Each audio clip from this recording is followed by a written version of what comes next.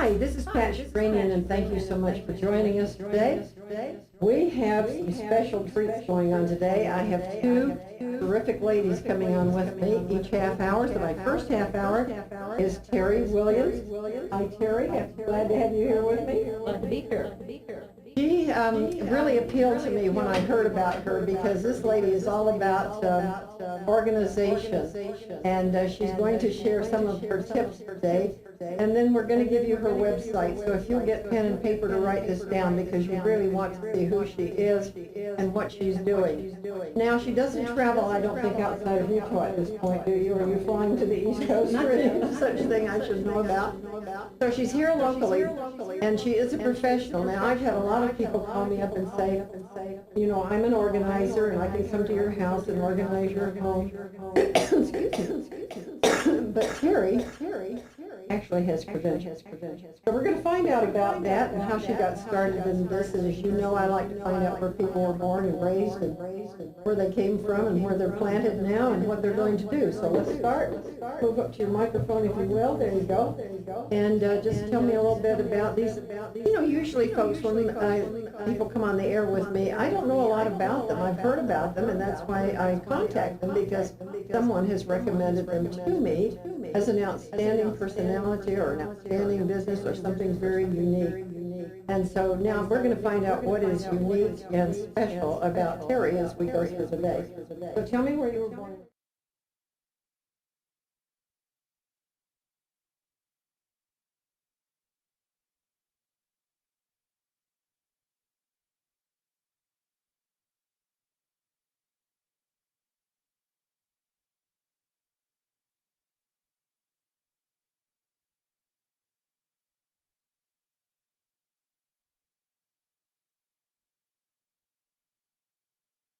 Lifetime dream. Once my family got this organ. My lifetime is to get this organized before I die. And I thought, okay, that's on the top of my bucket list up here somewhere. And so, you know, it's not a real goal because it wasn't written down to do this. So I organized my home from a home class that I took like 2 hours. Okay, no.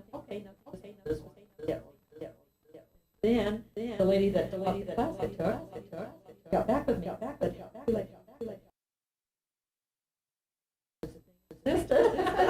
So neither do most of us. Really. So I took her class. It was a very good. It is. She told me about negotiation. Wait. Who knew there was a national organization for organizers? That's a mouthful. And there really is such an organization. Really, there's 4,000 members nationwide. And it's the abbreviation is short. Okay. You belong to NAPO. All right. And when you say that you're certified, or you have a certification, I'm not certified for NAPO yet. You have 1,500 be certified, but they have different levels of certification. Okay. So you know you can go to the top. But another member of NAPO is she's been doing this in 17, and she's chosen certified because she's had so much experience. But you know, why do we need to certify? She's written a book that they use for certification. Then she doesn't really need to go through it. So are there classes that you attend? Oh yes. So where did you go? I went up to Cedar Hills. You can take classes up So here, local.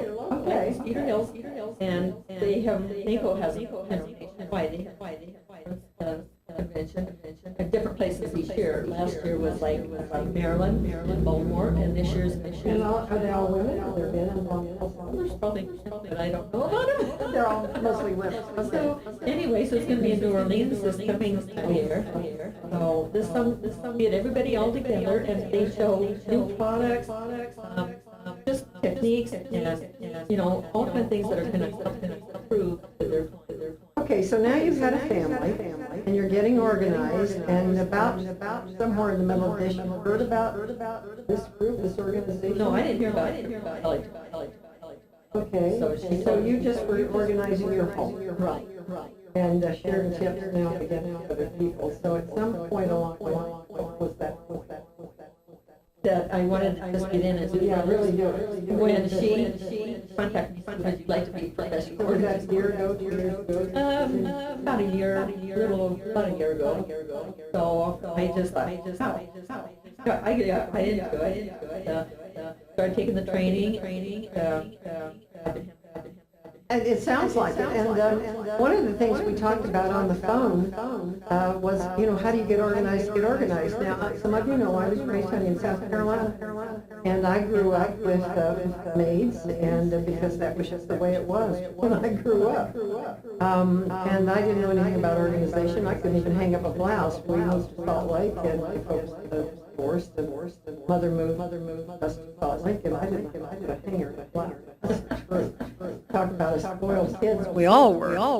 Somebody came and cooked, and somebody came and cleaned, and that's just how it was. And as far as organization, that person helped organize my home, and so that wasn't a big deal. But over the years, in my offices, I can't stand to have clutter, and it seems to add up, because if you don't like filing, you don't know how to organize, it begins to really pile up. And so when I heard about you and what you were doing, I thought, this is something that everybody needs to know a little bit about. So I want to talk about one of the things, the first things you mentioned. We, many of us here in Utah, go to a church where we have a bishop that's our ecclesiastical leader, and in his office, because people come and go all the time, and because he is very much the leader over the youth, and so there are always charts and boards up on the wall of who's filling what position. Every position is a lay position in the church, but the organization it's a very big organization, and each, what I say, ward, which is a boundary, a geographical boundary, and so in order to quickly find somebody, they put names up and pictures and so forth to quickly identify them, because most of our little organizations for each little ward has about 300 people, 300, 400 people.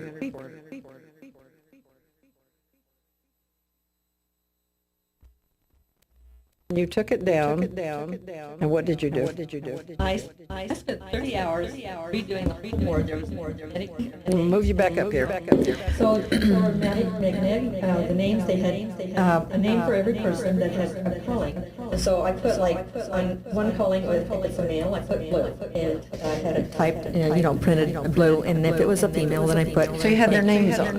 Yes. Okay. And so there was a name for everybody that had callings, and then those that had temporarily been released from one calling, ready to go into another one. Then I had a separate section down in the corner that was just male and female names ready to put in on the whiteboard to take over that new So they were spot. easy to move around because they were magnets. That's right. And there were magnets before, but it was a mess. It was small print, and from the bishop's seat overlooking at the wall, I'm thinking, you have to be right there on top of it to see who is going to do what, and it was all messed up.